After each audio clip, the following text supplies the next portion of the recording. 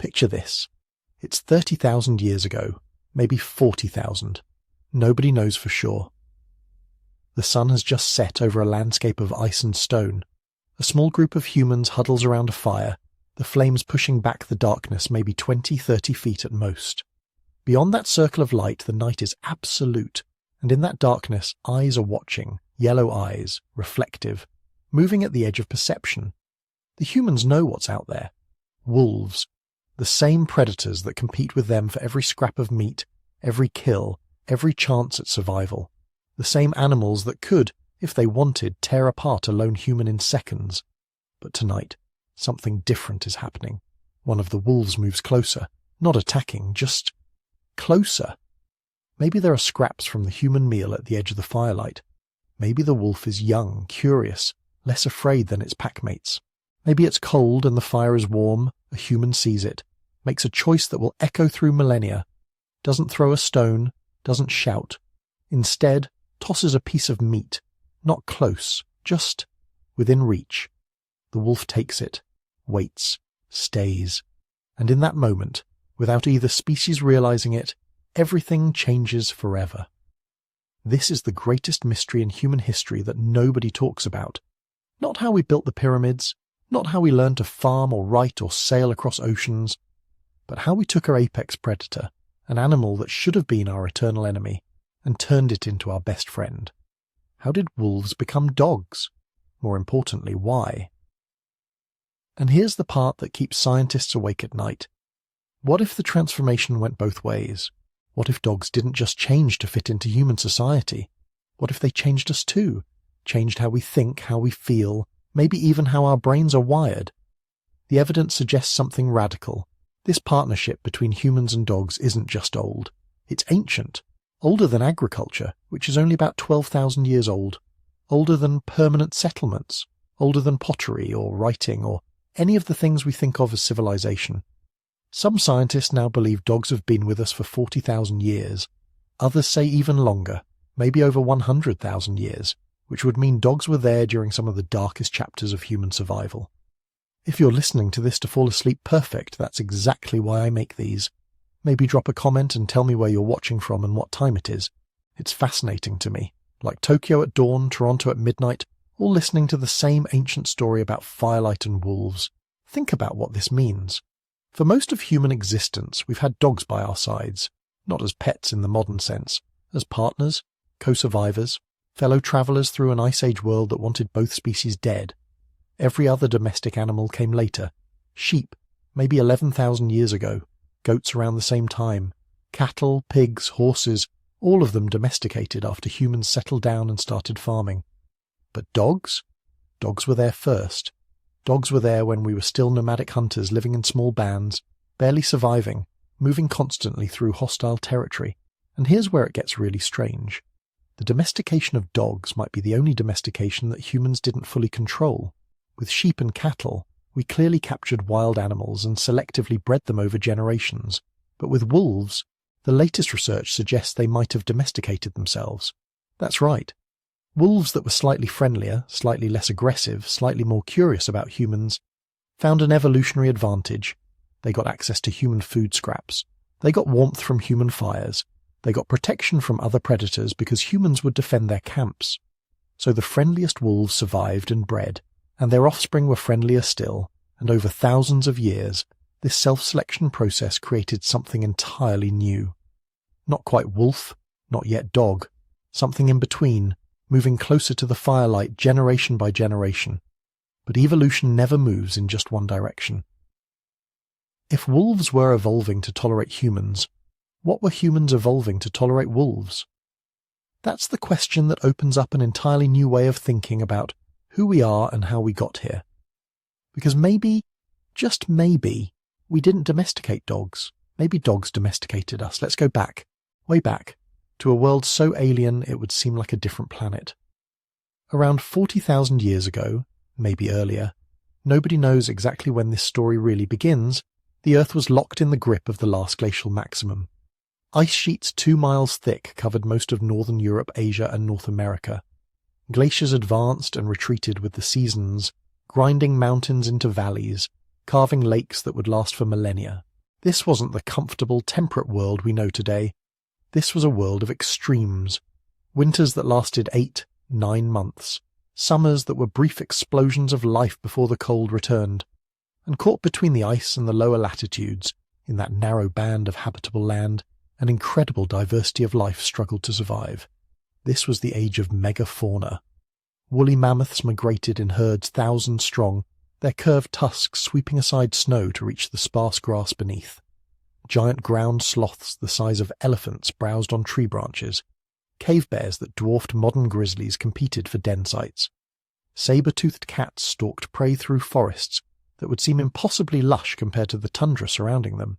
And everywhere, there were wolves. Not the wolves we know today. Not the cautious, human-avoiding animals that haunt the last wild places of the modern world. These were Pleistocene wolves, and they were something else entirely. Grey wolves in the late Pleistocene were apex predators across 3 continents. They range from the ice sheets of northern Europe through the steppes of Central Asia and into North America. Some populations were massive, individuals weighing 150, maybe 200 pounds, built like tanks with jaws that could crack mammoth bones to access the rich marrow inside. They were pack hunters, like their descendants today, but operating at a scale that's hard for us to imagine. Packs of 20, 30 animals weren't uncommon. Coordinated, intelligent, capable of taking down prey that weighed tons. They used sophisticated strategies, ambush hunting, relay pursuit where fresh wolves would take over from tired pack members, strategic targeting of young or weak animals in herds. Archaeological sites from this period tell the story. Mammoth kill sites show wolf tooth marks alongside human tool marks. Both species converging on the same carcasses, probably not at the same time, probably warily, each waiting for the other to leave before claiming their share. Because here's the thing, humans and wolves were competitors. Direct, unavoidable competitors for the same resources in an environment where resources were desperately scarce. Picture what human life looked like then. Small bands, maybe 20, 30 individuals maximum, extended families plus a few attached specialists, shamans or expert tool makers, living in temporary camps, following game animals as they migrated with the seasons, moving every few weeks or months as resources in an area became depleted. Their technology was impressive by the standards of the time, but incredibly limited by ours. Stone tools, yes, carefully crafted spear points and scrapers and cutting implements. Fire, absolutely. The ability to create and maintain fire was probably the most important human technology. Basic clothing, animal hide sewn together with bone needles and plant fibre thread. But no agriculture, no domestic animals, no permanent structures beyond simple windbreaks and temporary shelters. Every single calorie had to be hunted, gathered, fought, for against an environment that was actively trying to kill you. Starvation was a constant threat. Not abstract hunger, but real starvation. Winters when the game didn't return, when stored food ran out, when people made impossible decisions about who would eat and who wouldn't. Children dying was common. Adults dying in their 30s was normal. The idea of old age, of living into your 60s or 70s, that was rare enough to make someone a repository of knowledge, a living library that the group would protect at almost any cost. And in this desperate struggle for survival, wolves were everywhere, competing for the same prey animals, following the same herds, scavenging the same carcasses, sometimes attacking humans, especially children or individuals who got separated from their groups. The fossil record shows evidence of conflict. Human remains with wolf tooth marks, wolf remains with stone tool cut marks and spear damage. This wasn't a peaceful coexistence. This was competition, sometimes violent, between 2 species that needed the same things to survive. So let's ask the central question, the one that makes this entire story so improbable. Why would these 2 species ever cooperate? What possible advantage could there be in forming an alliance between competing apex predators? It violates everything we know about ecology. Species competing for the same niche don't team up. They fight until one dominates or one goes extinct or they diverge enough that they're no longer competing directly. That's how evolution works. Competition drives separation, not cooperation. And yet, somehow, somewhere, probably multiple somewheres across multiple continents, humans and wolves found a way to work together, to bridge the gap between species, to create the most successful interspecies partnership in the history of life on Earth. The timeline for when this happened is one of the most contentious debates in archaeology. Traditional estimates put dog domestication around 15,000 years ago. The oldest undisputed dog fossils remains that are clearly different from wolves, clearly showing the anatomical changes that mark domestic animals date to about this time. Burial sites where dogs were interred with humans, treated as individuals rather than just food sources, appear around 14,000 years ago in Germany and elsewhere. But genetic evidence suggests something earlier, much earlier. DNA analysis of modern dogs and wolves indicates the species split somewhere between 20,000 and 40,000 years ago. Some researchers push the date even further back, arguing for domestication as early as 100,000 years ago based on certain genetic markers. The truth is, we don't know. The fossil record from the crucial period is frustratingly incomplete. Early domestication might have left almost no trace. If the first partnerships between humans and wolves were opportunistic, seasonal, temporary, they wouldn't necessarily show up in the archaeological record. A wolf pack that followed human hunters for a season, fed on their discarded kills, gradually became less fearful. That wouldn't fossilize. That wouldn't leave stone tool marks or burial sites. What we know for certain is that by 15,000 years ago it had already happened. Dogs existed. They were different enough from wolves that we can tell them apart in the fossil record. They were important enough to humans that people were burying them with grave goods, treating them as members of the family. But the process probably began much earlier. Thousands of years of gradual change, generations of wolves becoming incrementally more tolerant of humans, generations of humans learning to read wolf behavior, to understand their social structures, to predict their movements and moods. It wasn't a single moment of domestication. It was a slow dance between species, each adapting to the other, each finding advantages in proximity rather than competition. And it started in that frozen world of the late Pleistocene, when survival was so precarious that any advantage, any new strategy, any innovation that provided even a slight edge could mean the difference between a lineage that survived and one that disappeared into evolutionary oblivion. The wolves who participated in this experiment couldn't have known they were creating a new species, couldn't have imagined their descendants would look nothing like them, would range in size from 2 pounds to 200, would live in human homes and sleep in human beds, and the humans who first allowed wolves into their camps, who first threw them scraps, who first looked into those yellow eyes and saw not a threat but a potential partner, they couldn't have known they were starting a relationship that would reshape human civilization. That would change not just how we lived, but how we thought, how our brains developed, how we understood ourselves. But that's what happened. In that harsh world of ice and scarcity, two species found each other, and everything changed. The question is how. How does a predator become a companion? How does fear transform into trust? What were the actual mechanisms, the specific circumstances, the evolutionary pressures that made the impossible happen? That's where the theories begin. And some of them are stranger than you might imagine. Nobody knows how it started. Not really. We have theories, archaeological hints, genetic evidence, but the actual moment when wolf and human first looked at each other and saw something other than threat or prey, that moment is lost to time. Happened somewhere between 40,000 and 15,000 years ago, depending on which geneticist you ask and which dog population they're studying. The DNA evidence is messy, contradictory, suggesting multiple domestication events in different locations, or maybe one event followed by extensive mixing and migration. But the mystery of when is nothing compared to the mystery of how. How does the apex predator of the Ice Age, an animal that hunted in coordinated packs and took down prey 10 times its size, how does that animal become humanity's best friend? How do you get from a creature that would happily eat your children to one that would die protecting them? The most popular theory, the one you'll find in most textbooks, is what researchers call the commensal pathway, though most people know it as the garbage dump hypothesis. Picture this. You're living 30,000 years ago at the edge of a human settlement. Not a village, nothing that organised yet, just a seasonal camp where maybe 50 people gather during certain times of year to exploit local resources.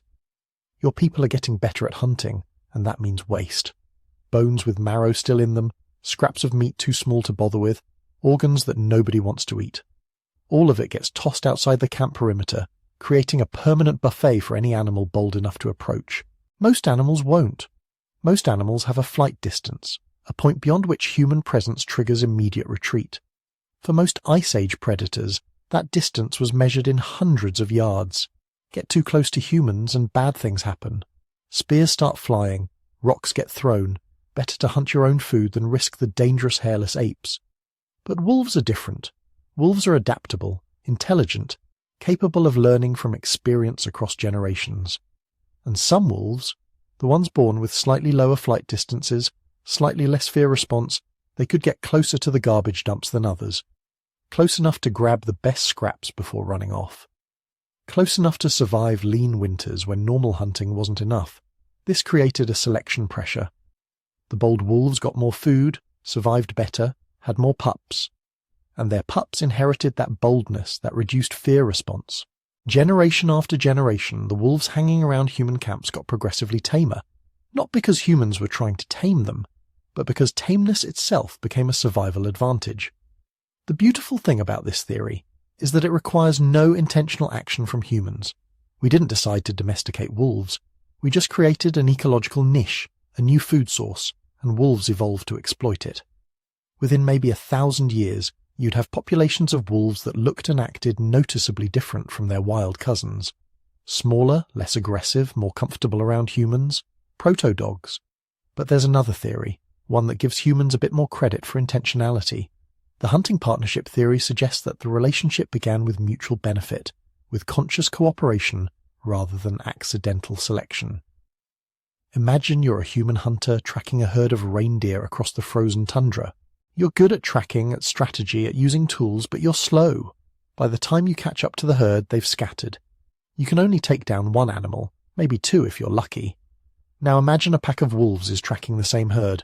They're fast, coordinated, capable of running prey to exhaustion, but they're not great at the killing blow against large prey. They can harass and wound, but bringing down a healthy adult reindeer is dangerous, risky. Wolves get kicked, gored, killed in the hunt. What if both groups realize they could help each other? The wolves drive the herd, the humans make the kill, both groups share the meat.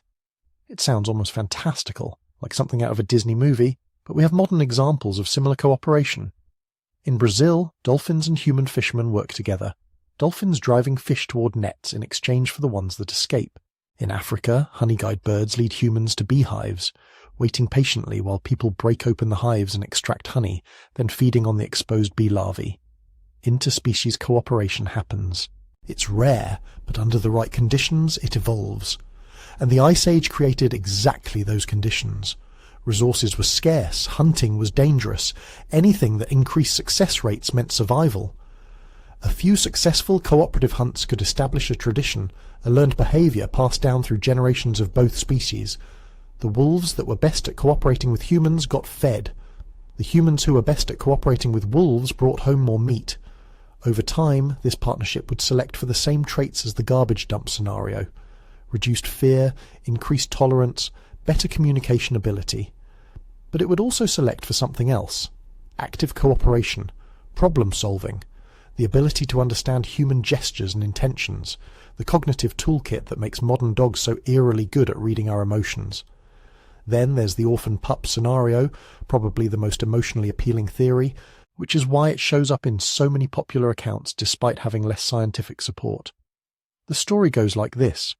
A hunting party kills a female wolf and discovers she was nursing. They find the den, find the pups. Most hunters would kill them, but someone, maybe a woman who recently lost a child, maybe a child looking for a playmate, decides to bring one home. Wolf pups are absurdly cute. Evolution designed them that way to trigger parental care in adult wolves, but the same triggers work on humans. Big eyes, clumsy movements, plaintive whining, all of it calculated to make mammals want to protect and nurture. A human raising a wolf pup from infancy could create a bond, an individual wolf that saw humans as family rather than threats. This could happen repeatedly over thousands of years. Some of these hand-raised wolves would be aggressive and get killed, but some, the ones born with more neotenous traits, more puppy-like features even as adults, they might integrate into human society, might breed with each other, creating a population of proto-dogs that had been pre-selected for tameness. The problem with this theory is scale. You'd need hundreds, maybe thousands of successful wolf-rearing events to create a viable breeding population, and you'd need them to happen in the same general region during roughly the same time period. Possible, but it seems like a lot of work for a species that was already struggling to survive. But here's where things get really interesting. What if all three theories are right? What if domestication happened multiple times, in multiple ways, with different human populations using different strategies? The genetic evidence actually supports this. Dog DNA shows signs of multiple domestication events, multiple founder populations. Maybe some groups had the garbage dump situation going on, while others were actively cooperating in hunts, while still others were raising orphan pups. Eventually these different proto-dog populations mixed, breeding with each other and with wild wolves, creating the genetic soup that would eventually become all modern dogs. There's even a controversial fourth theory that flips the entire narrative. What if wolves domesticated us? What if the relationship changed human evolution as much as it changed wolf evolution? Think about it. Humans with wolves could hunt more effectively, defend territories more successfully, detect threats earlier. These advantages would create selection pressure on humans too. The groups that were best at cooperating with wolves would outcompete those that couldn't or wouldn't. Over thousands of years, this could have selected for traits that made us better wolf partners, better at reading animal body language, more empathetic, more willing to share resources with non-humans. Some researchers even suggest that the human capacity for interspecies bonding, our weird tendency to treat animals as family members, might have evolved specifically because it helped us work with wolves. In this view, domestication wasn't something humans did to wolves. It was something humans and wolves did together, a co-evolutionary process that changed both species. We domesticated wolves into dogs, but wolves also domesticated us into the kind of humans who could live with dogs. And here's something most people don't consider. Who were the primary wolf handlers in early human societies? Probably women and children. Men were out hunting, defending territory, doing the high-status work that shows up in cave paintings and archaeological remains. Women and children were the ones at camp, the ones managing resources, processing food, maintaining the social fabric. They would have been the first to interact with scavenging wolves, the first to notice that some wolves were less threatening than others, the first to form bonds. There's evidence for this in modern hunter-gatherer societies where dogs are common. Women and children do most of the dog care, the feeding, the training, the social bonding. The relationship is intimate, domestic in every sense. Men use dogs as tools for hunting, but women and children treat them as family members. This suggests that the deep emotional bond between humans and dogs, the thing that makes the relationship unique among all human-animal interactions, might have originated in the domestic sphere, in the daily interactions of mothers and children with increasingly tame wolves. The hunting partnership and garbage dumps might have brought wolves and humans into proximity, but it was women and children who turned proximity into family. We'll probably never know exactly how it happened. The archaeological record can't tell us who first looked at a wolf and saw a friend instead of a threat. The genetic evidence can't reveal whose hand first touched fur without fear, whose voice first spoke in tones of affection rather than warning. Those moments are lost, buried under 30,000 years of time. But each theory reveals something profound about both species. The garbage dump hypothesis shows us that domestication can be accidental, that massive evolutionary changes can emerge from simple proximity. The hunting partnership theory reminds us that cooperation between species is possible, that mutual benefit can overcome millions of years of predator-prey dynamics. The orphan pup scenario highlights the power of nurturing, the way care and empathy can reshape the genetics of entire lineages. And the dual domestication theory, that's the most profound of all, because it suggests that when humans and wolves looked at each other across that first campfire, what they saw wasn't just a potential tool or a potential meal. What they saw was a mirror, another social species, another pack hunter, another creature trying to survive in an impossible world, and they chose partnership over competition. That choice changed everything. So here's the problem with understanding how wolves became dogs. It happened so long ago, maybe 40,000 years, maybe 15,000, depending on which archaeological sites and genetic studies you trust. No written records, no detailed observations, just bones and DNA and educated guesses about what might have happened when our ancestors first started living alongside these predators. For decades, scientists had theories, lots of theories, but no way to test them, no way to actually watch domestication happen in real time. Then came a geneticist named Dmitry Belyaev, and he decided to do something that sounds absolutely insane. He decided to domesticate an animal from scratch and see what happened. The year was 1959. The place was Novosibirsk, Siberia, which, if you know anything about Soviet science during the Cold War, you know this was not exactly the ideal time and place to conduct radical evolutionary experiments. Stalin had died only 6 years earlier, and Soviet biology was still recovering from the disaster of Lysenkism, the state-sponsored rejection of genetics that had set Russian biology back decades and gotten real scientists killed or sent to labour camps. Belyaev was taking a massive risk. His older brother Nikolai had been executed by Stalin's regime for refusing to reject genetics in favour of politically approved pseudoscience. Dmitry knew exactly what could happen to scientists who pursued controversial research.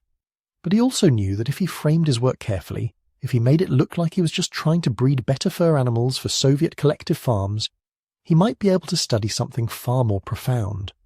The domestication of animals, the process that had transformed human civilization, and maybe, just maybe, the key to understanding how wolves had become dogs. He started with silver foxes.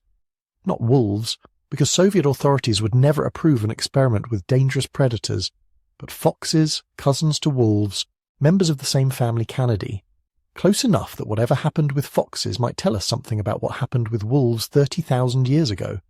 The methodology was almost absurdly simple. Take a population of wild silver foxes from fur farms. These were not tame animals. They were terrified of humans, aggressive when cornered, every inch the wild predator their ancestors had been for millions of years. Then select for one trait and one trait only: tameness, not intelligence, not size or colour or any particular physical characteristic, just tameness, the willingness to tolerate human presence without fear or aggression. Each generation, Belyaev and his team would test the juvenile foxes. They'd approach the cages, try to touch the animals, see how they reacted. Most would panic, snarling and backing away. Some would try to bite, but a tiny percentage, maybe the tamest 10%, would tolerate the human contact without extreme fear responses. Those foxes, and only those foxes, were allowed to breed. Then the researchers waited to see what would happen. What happened was magic. Except it wasn't magic. It was biology, but it looked so much like magic that even the scientists were stunned. By the 4th generation, some fox pups were wagging their tails when humans approached. By the 6th generation, they were licking human hands and whining for attention like puppies. Within 10 generations, less than a decade of selective breeding, they had created foxes that behaved less like wild predators and more like domestic dogs. But here's where it gets really weird. The researchers weren't just selecting for behaviour. They were only choosing the tamest individuals to breed. They didn't care what the foxes looked like. They weren't selecting for floppy ears or curly tails or spotted coats. They were only selecting for friendliness toward humans. And yet, the physical changes started appearing anyway. By generation 15, some foxes were being born with floppy ears. Not all of them, but enough to notice. Then came the curly tails, tails that curved up and over their backs like huskies, instead of hanging straight down like wild foxes. Then coat colour variations started appearing. Patches of white-brown spots, patterns that never showed up in wild silver fox populations. Their faces changed too, becoming shorter, rounder, more baby-like. Their legs got shorter. Some developed an extra heat cycle per year instead of the single annual breeding season of wild foxes. They started barking, making vocalizations their wild ancestors never produced. Within 40 years, less than 40 generations, Belyaev had created what were essentially dogs in fox bodies, animals that looked different, acted different, and had different hormonal profiles than their wild ancestors. All from selecting only for tameness. This was the smoking gun that scientists had been looking for. Proof that domestication could happen fast, really fast. Proof that selecting for behaviour could cause dramatic physical changes. Proof that everything we see in domestic dogs, the floppy ears, the varied coat colours, the shortened snouts, all of it could emerge naturally from selecting just for friendliness toward humans. But why? Why would selecting for tameness cause floppy ears and spotted coats? The answer lies in something called the neural crest. During early development, embryos produce a population of stem cells called neural crest cells. These cells migrate throughout the developing body and become all sorts of different tissues. Some become pigment cells in the skin, determining coat colour. Some become cartilage in the ears. Some become parts of the adrenal glands that produce stress hormones. When you select for tameness, you're selecting for animals with less reactive stress responses, animals that don't panic when humans approach. And it turns out that the genes controlling stress responses are the same genes that influence neural crest cell development. So when Belyaev selected for calmer, friendlier foxes, he was inadvertently selecting for foxes with slightly different neural crest cell development, which meant slightly different pigmentation patterns, slightly different ear cartilage that couldn't hold the ears fully upright, slightly different stress hormone production. All the physical changes were essentially side effects of selecting for behavioral changes. This is what biologists call the domestication syndrome, a suite of traits that appear together across many different domesticated species because they're all connected to the same underlying developmental pathways. Dogs have it, cats have it, pigs, cattle, sheep, horses, even some domesticated birds. They all show variations of the same pattern. Floppy ears, curly tails, reduced fear responses, extended juvenile behavior, changes in coat color and patterning, because they all went through the same basic process. Humans selected for tameness, and the physical changes came along for the ride. But Belyaev's foxes revealed something even more profound. The domesticated foxes weren't just physically different. Their brains had changed too. Neurochemical analysis showed they had higher levels of serotonin, the neurotransmitter associated with calm, positive mood states, lower levels of stress hormones, altered development of the parts of the brain that process fear and aggression. Most remarkably, they maintained juvenile behaviors into adulthood. Wild foxes are playful as pups, but they grow serious and solitary as they mature. Belyaev's domesticated foxes kept playing, kept seeking attention, kept behaving like puppies even as adults. This is called neoteny, the retention of juvenile characteristics into adulthood. And suddenly, so much about dogs makes sense. Dogs are wolves that never really grew up. They're wolves trapped in a state of permanent puppyhood, playful and attention-seeking, and emotionally dependent on their human pack members. This isn't a metaphor, it's literally what happened at the neurological level. When ancient humans selected wolves for tameness, they were selecting for animals with extended juvenile periods, wolves that stayed friendly and trainable, and emotionally bonded instead of maturing into independent, aggressive adults. The Belyaev experiment proved that this transformation could happen within decades, not millennia, that the right selection pressure could rewire an animal's brain, alter its stress responses, change its physical form, all from selecting for a single behavioral trait. Now, the ancient domestication of wolves probably didn't happen quite as fast as Belyaev's fox experiment. Ancient humans weren't running controlled breeding programs. They weren't systematically selecting the tamest wolves and preventing others from breeding. The process was probably messier, slower, more complicated. But the fundamental mechanism was the same. Somewhere, somehow, some wolves started tolerating human presence. Maybe they hung around camps scavenging scraps. Maybe humans deliberately fed them. Maybe both. The wolves that were less fearful, less aggressive, more willing to interact with humans had an advantage. They got more food, they survived better, they left more offspring. Generation by generation, natural selection did what Belyaev's team did artificially. It selected for tameness, and all the other changes, the floppy ears in some breeds, the spotted coats, the shortened snouts, the extended juvenile behaviors, they came along automatically. Side effects of rewiring the neural pathways that control fear and stress. Belyaev's experiment is still running today, decades after his death in 1985. The population of domesticated foxes continues to diverge from their wild ancestors. Researchers continue discovering new neurological and genetic differences. Some of the foxes are now available as pets, though they are expensive and still not quite as domesticated as dogs. But the real value of the experiment isn't in creating domestic foxes. It's in revealing the biological mechanisms that created domestic dogs, and cats and pigs and cattle and every other animal that has shaped human civilization. It showed us that domestication isn't mysterious. It's not magic. It's just selection pressure acting on existing genetic variation, producing predictable developmental changes that cascade through behavior, physiology, and physical form. When you look at your dog, you're looking at the result of this process.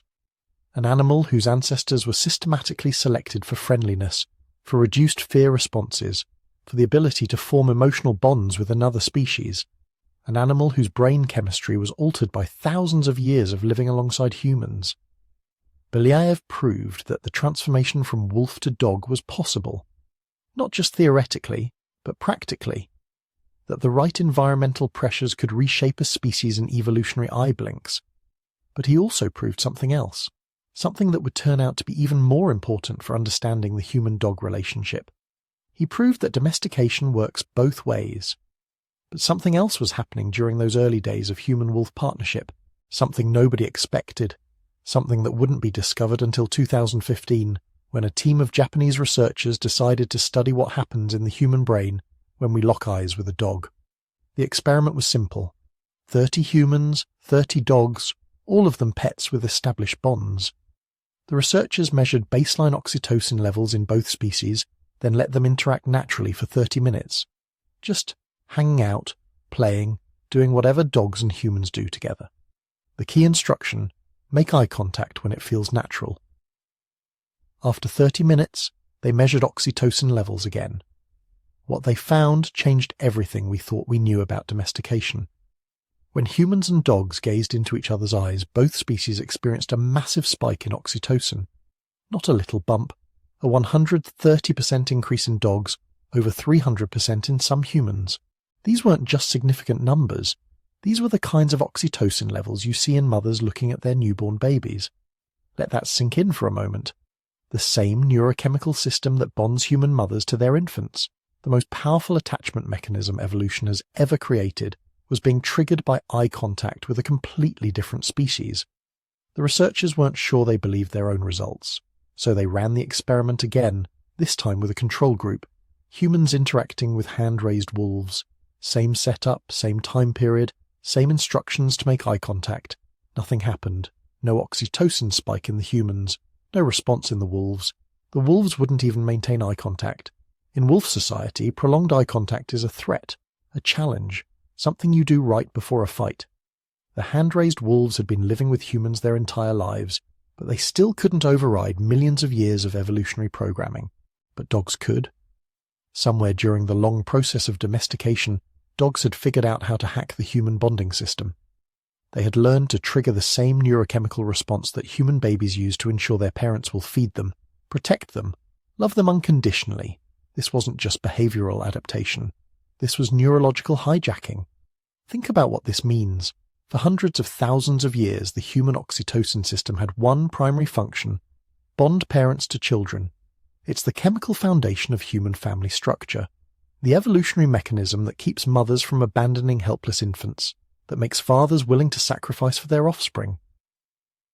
It's so fundamental to human survival that every culture in history, every human society that's ever existed, is built on this neurochemical bedrock, and dogs learned how to tap directly into it.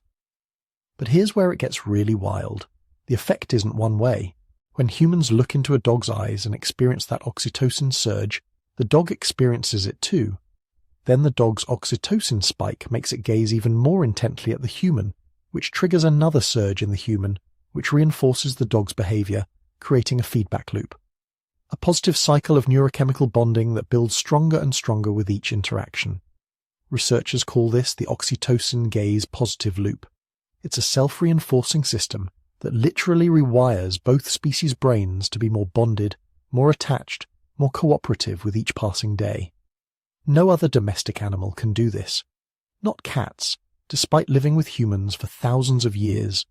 Not horses, not cattle, not even primates raised from birth in human families. Only dogs have evolved this ability to trigger and respond to human attachment chemistry. The question is, how did this happen? The Belyaev experiment gives us clues. Remember those juvenile facial features that appeared in the domesticated foxes? The floppy ears, the shorter snouts, the softer expressions? Those weren't random. They were the physical manifestation of changes to the animal's developmental timing, what biologists call neoteny. The foxes were essentially staying puppy-like even as adults. But neoteny doesn't just affect physical appearance, it affects behavior too. Juvenile animals are naturally more trusting, more playful, more willing to seek interaction with adults. They maintain eye contact with parents because that's how they signal need and receive care. When early humans selected the friendliest wolves, the ones most willing to approach and interact, they were selecting for individuals who had retained juvenile social behaviors into adulthood. And juvenile wolves, like all young mammals, naturally seek and maintain eye contact with caregivers. Over generations, this selection pressure would have created wolves, and then dogs, who were increasingly comfortable with human eye contact. But at some point, something shifted.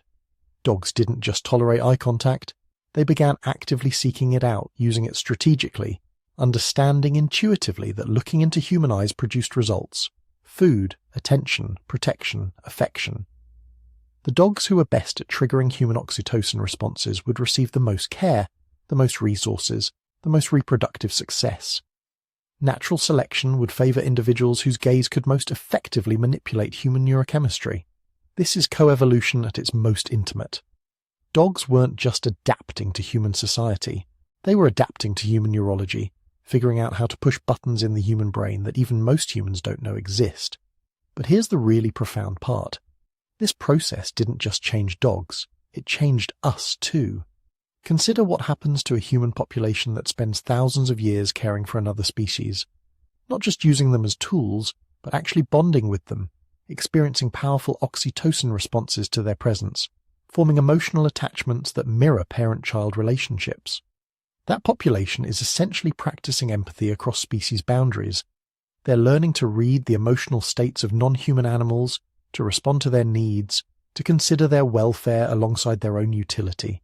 This is a cognitive skill that doesn't come naturally to most predators. Predators are selected to see other animals as resources, not as individuals with their own needs and feelings. But humans living with dogs had to develop exactly this ability. You can't maintain a working relationship with dogs across multiple generations unless you can understand what they need, what they're feeling, what they're trying to communicate. Some researchers think this is where human capacity for broad empathy first developed. Not from interactions with other humans, we'd always had that, but from the practice of extending care and concern to beings fundamentally different from ourselves.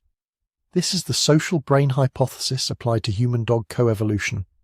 The idea that dogs didn't just benefit from human sociality, they enhanced it, pushed it further than it had ever gone before. Think about the evidence. Modern humans who grow up with dogs show enhanced ability to read facial expressions, not just in dogs, but in all animals and even in other humans. They demonstrate higher levels of empathy in psychological testing. They're more likely to engage in prosocial behaviours, helping strangers, volunteering, contributing to community welfare. Neurological studies show that people who've lived with dogs have more developed mirror neuron systems. These are the brain structures that let us simulate others' experiences in our own minds, the foundation of empathy and social cognition. Dog owners' brains literally show structural differences in areas associated with social processing and emotional regulation. Now, this doesn't mean dogs created human empathy. We were already social primates with sophisticated emotional capabilities. But it suggests dogs may have provided a kind of training ground, a safe space to practice extending care and emotional connection beyond our immediate family groups. And this matters because human civilization depends on our ability to cooperate with strangers, to extend trust and consideration to people we're not related to. Most primates can't do this. Chimpanzees are fiercely loyal to their family groups and absolutely brutal to outsiders. But humans build societies of millions, creating systems of cooperation that span continents. Some anthropologists think dogs help teach us how. Not through conscious instruction, but through thousands of years of daily interaction that rewired our neural circuitry for broader, more flexible social bonding. Every time a human child grows up with a dog, they're learning that beings who don't look like them, who don't speak their language, who aren't even the same species can still be trusted companions, worthy of love and care. They're practicing social cognition on a forgiving partner who'll love them back unconditionally.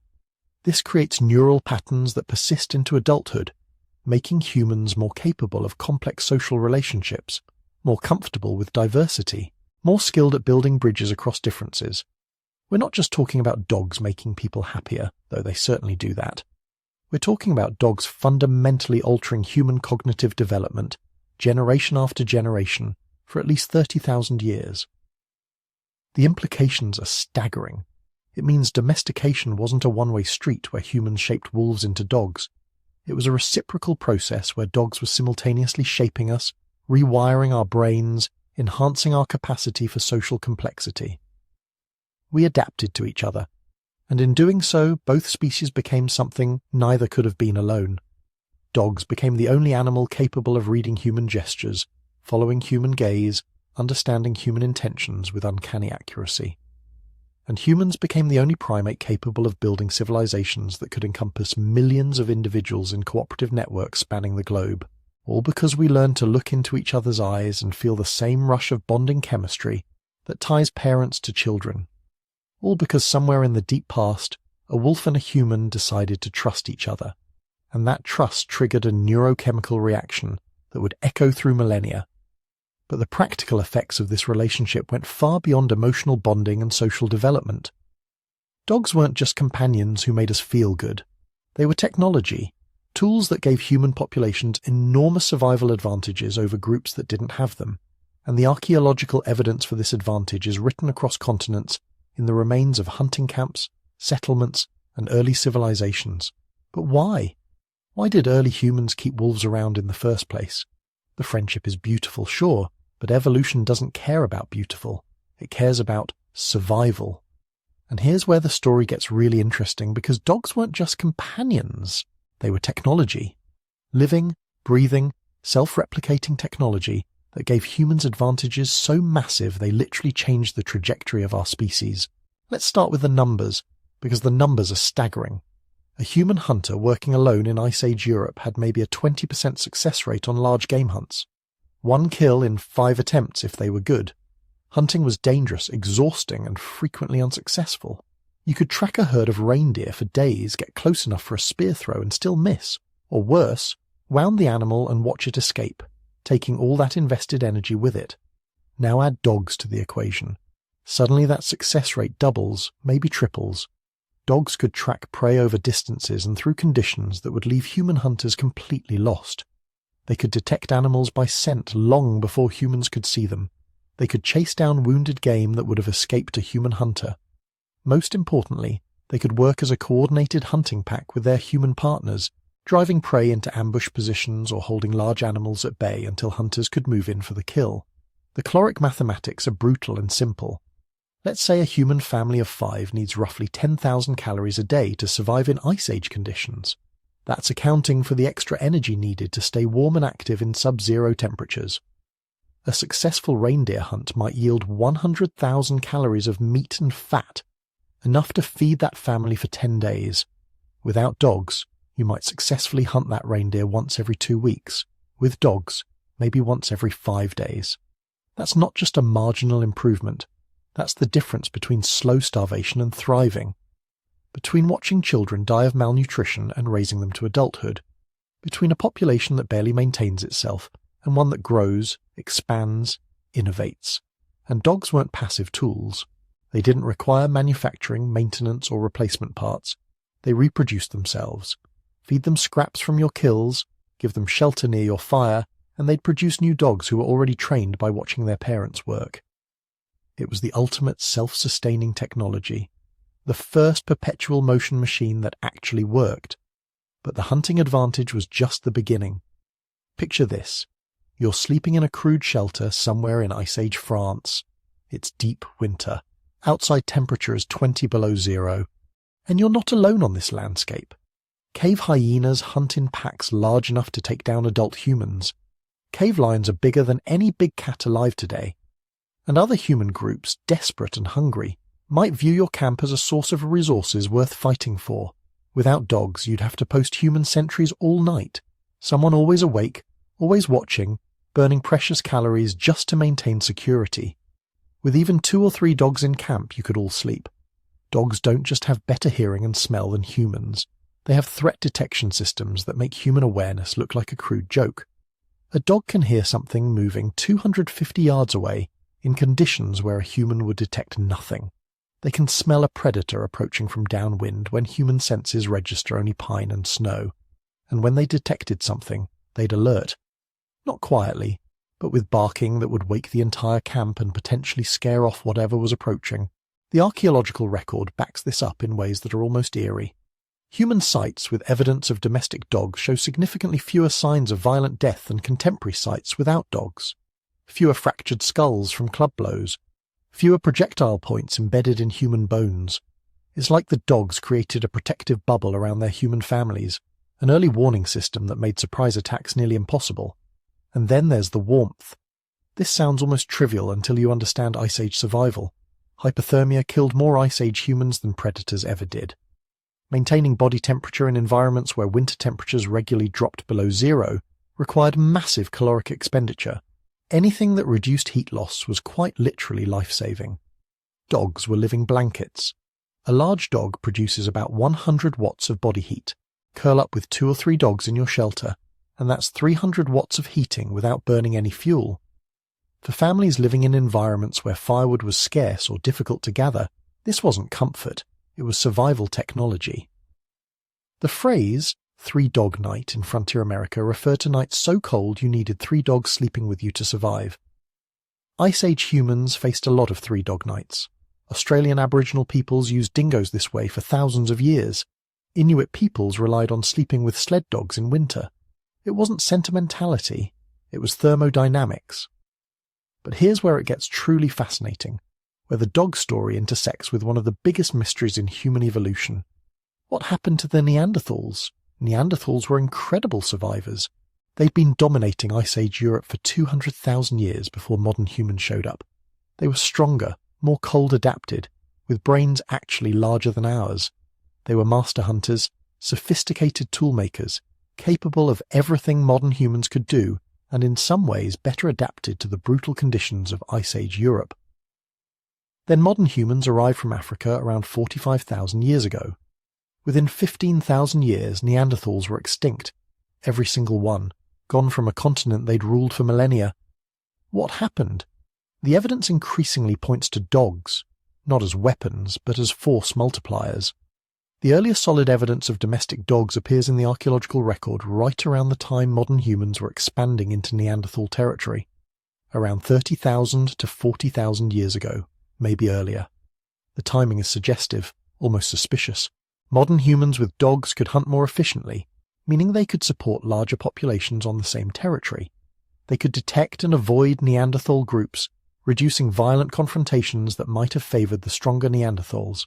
They could survive winters that would have stressed Neanderthal groups without canine partners.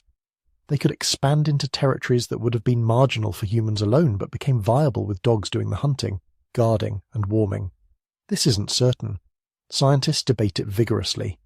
But the pattern in the archaeological record is striking. Sites with evidence of modern humans and dogs show prosperity, population growth, technological innovation. Contemporary Neanderthal sites show increasing stress, declining populations, reduced range. It's circumstantial, but the circumstance is compelling. One study analysed Ice Age sites across Europe and found that human sites with dog remains had 30% more food waste, indicating better nutrition. They also had more diverse artefact assemblages, suggesting more time for innovation and cultural development. When you're not desperately scrambling to get enough calories, you can invent things, create art, develop new technologies.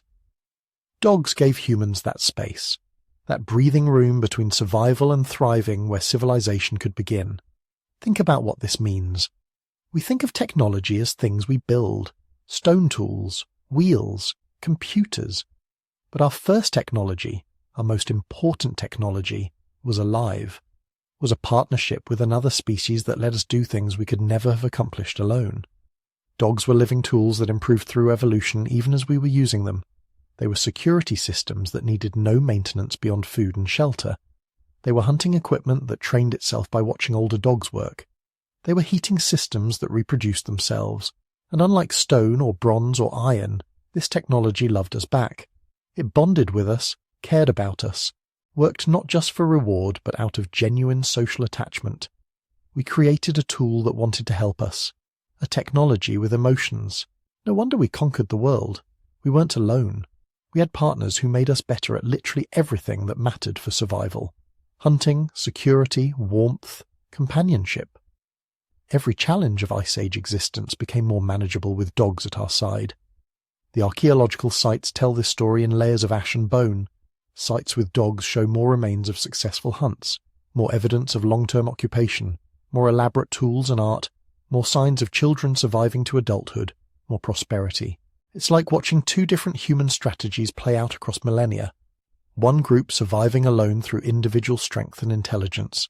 Another group surviving through partnership, through the revolutionary idea that technology could be alive and that cooperation with another species could unlock advantages beyond what either species could achieve alone.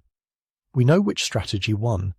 We're all here, descendants of those dog-partnered humans. And somewhere out there, millions of dogs descended from those first wolves who decided humans were worth the risk. Imagine pressing fast forward on the story. Tens of thousands of years have passed since the first bold wolves edged closer to human fires. The ice has retreated and advanced again. Human bands have become villages, then towns, then kingdoms. And beside them, shadowing every step, are the descendants of those early camp followers. But if you could see those ancient dogs, really see them, you might be surprised.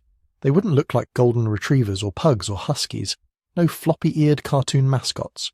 Most of them would look like wolves that got slightly confused halfway through. Middle-sized, prick-eared, lean, brown or grey coats, tails that might curl a bit, faces that could pass for a wolf at a distance until they turned toward you with that unmistakable, searching, human-seeking gaze. For tens of thousands of years that was the dog. Not 100 breeds, not 1,000, just a fuzzy gradient from wolf to wolf-like dog, the same basic template, repeating itself in village after village across Eurasia. And then, very late in the story, something snapped. Or maybe it clicked. Humans stopped merely living alongside dogs. They started sculpting them. What followed was an evolutionary explosion so fast it might as well be a magic trick. A grey wolf genome, tuned by Ice Age survival, was reshaped into the Chihuahua and the Great Dane, the pug and the border collie, the dachshund and the husky. One species, fractured into hundreds of wildly different forms, all in the blink of an evolutionary eye. To understand how that happened, you have to go down to the level of DNA, to the quiet letters that turned a predator of reindeer into a herder of sheep, a guardian of children, a reader of human faces. Because domestication isn't just about behavior, it's a genetic revolution. Start with the most basic question. What makes a dog, not a wolf? At first glance, the differences seem physical. Shorter snouts, smaller teeth, curled tails, spotted coats, floppy ears. The classic domestication syndrome that shows up in foxes, pigs, even rabbits when you select them for friendliness. But under those visible changes, something deeper is going on. Early in the partnership, dogs had to solve a new problem. Not hunting elk in a frozen valley, not even running down prey beside humans, a different challenge entirely. Surviving on human leftovers. As humans shifted from pure hunting to gathering, to farming, to storing food in settlements, a new ecological niche opened up around them. The garbage heap, bones, skins, spoiled meat, and increasingly grains, barley porridge, wheat scraps, starchy roots baked in ashes. Stuff wolves weren't exactly built to handle. Modern wolves are carnivores that can digest some plant material, but their digestive systems are tuned for meat. Dogs, on the other hand, show clear genetic changes that suggest something radical happened to their diet. Several genes involved in starch digestion, especially one called AMY2B, which codes for pancreatic amylase, are present in many copies in dogs compared to wolves. More copies usually means more enzyme. More enzyme means better ability to break down starch into usable sugars. In other words, somewhere along the line, wolves that could handle human leftovers, starches, scraps, half-burned bread, had a survival advantage. They were more likely to survive near farms, more likely to raise pups that could also tolerate this strange new food source. Over time, the genes that made starch digestible spread through dog populations. The wolf had begun to move, genetically, from carnivore to opportunistic omnivore, not just in behavior, but encoded in the genome. Your dog's ability to eat kibble or steal a piece of bread from the counter without collapsing. That's the legacy of Neolithic garbage piles. But diet is only the beginning. There's another far stranger adaptation that separates dogs from wolves. Dogs can read us. Not just follow our movements the way a wild predator might watch prey. They can interpret our faces, our pointing, our gaze. They know when we're looking at them and when we're not. They can follow a fingertip to find hidden food, something even our closest relatives, the chimpanzees, often struggle with unless carefully trained. Some of this is learning, but part of it appears to be written into dog DNA. When researchers compare the genomes of dogs and wolves, certain regions keep standing out. Clusters of genes linked to brain development, social behavior, and hormone regulation. Some overlap with genes in humans that are associated with prosocial behavior, social anxiety, or even certain developmental conditions. One particularly intriguing set involves genes related to what in humans is known as Williams-Buren syndrome. People with this syndrome often show extreme sociability and reduced social fear. In dogs, some of the same genomic regions show signs of strong selection.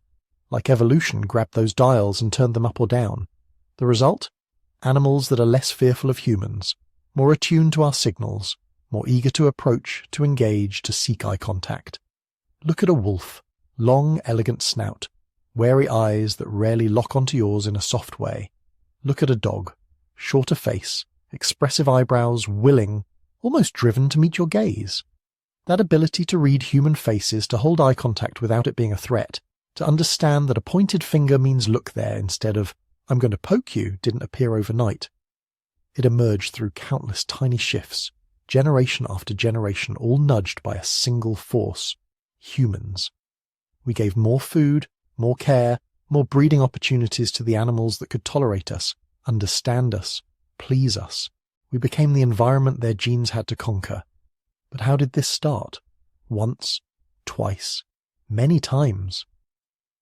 The origin story of dogs is still one of the most hotly debated questions in archaeology and genetics. Some researchers argue for a single domestication event. One ancient wolf population, probably somewhere in Eurasia, that started hanging around human groups and gradually became dogs. From there, those proto-dogs spread with humans into Europe, Asia, and beyond. Others see a more tangled story, multiple domestication events in different regions. Wolves in Europe partnering with one set of humans, wolves in East Asia doing something similar with another. Later those lineages mixing, merging, possibly even replacing each other. Ancient DNA has made the picture more confusing and more fascinating. In caves and permafrost across the north, scientists have found remains of canid skulls that aren't quite wolf and aren't quite dog. Some are more than 15,000 years old. A few show shortened snouts and wider brain cases, features associated with domestication. Others look almost like wolves but sit genetically closer to early dog lineages than to any modern wolf. Then there are the famous frozen specimens, puppies pulled from Siberian permafrost, so perfectly preserved that whiskers and eyelashes are intact. When their DNA is sequenced, they don't match any living dog or any living wolf exactly. They seem to come from ancient lineages now lost, relatives of our dogs rather than direct ancestors. It's as if the early stages of domestication weren't a straight line, but a delta. Multiple streams of wolf populations starting to flow toward dog, some merging, others drying up, leaving only traces in the genomes of modern breeds. What most geneticists agree on is that the true separation between wolf and dog probably began at least 15,000 to 23,000 years ago, and possibly earlier. Where exactly that happened, and how many times, is still being argued in late-night conference talks and carefully worded journal articles. But by the time humans settled into farming villages, the dog, whatever complex path it took to get there, was already by our side. For thousands of years after that, dog mostly meant one thing: the village dog. If you walked through a Neolithic settlement, or a Bronze Age town, or a medieval farming village, the dogs you'd see would usually look similar. Medium size, mixed colours, not bred for looks but for usefulness and temperament.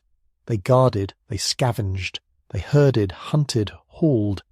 Their genes were shaped by a mixture of informal human choices and hard natural selection. Animals that couldn't handle the climate, the diseases, the workload, or the people, didn't leave many descendants. Local varieties did exist. Sledge dogs in the Arctic, livestock guardians in the mountains, small ratting dogs in crowded cities.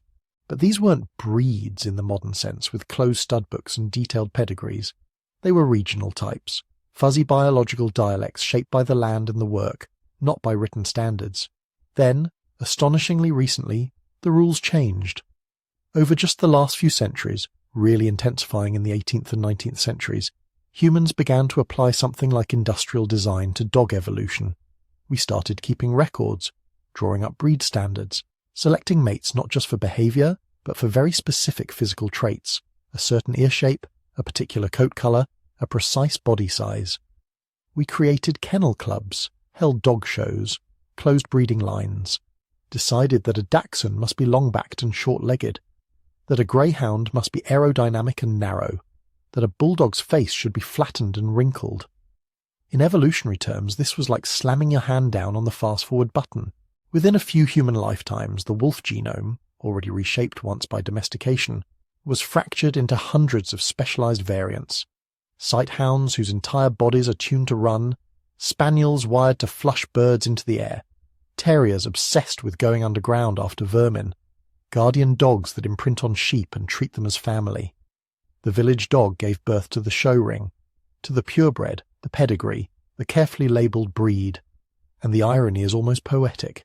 The vast majority of dog evolution happened without anyone writing anything down, without closed registries or formal standards. Yet the most visually dramatic changes, the ones that make a pug look nothing like a husky, happened under tight human control in an incredibly short time. We became, quite literally, the sculptors of another species' body and mind. It's tempting to think of this as a one-way story. Humans shaping dogs. But look closely at your own species for a moment. At our genes for starch digestion, which expanded as we domesticated grains. At our immune systems, reshaped by living near livestock and their germs. At our brains, bathed in oxytocin when we look into the eyes of a friendly animal. When we bred dogs to digest our food changed. When we selected dogs for reduced aggression, we created safer camps, settlements and towns, where children could grow up with furry companions who taught them empathy, responsibility and comfort.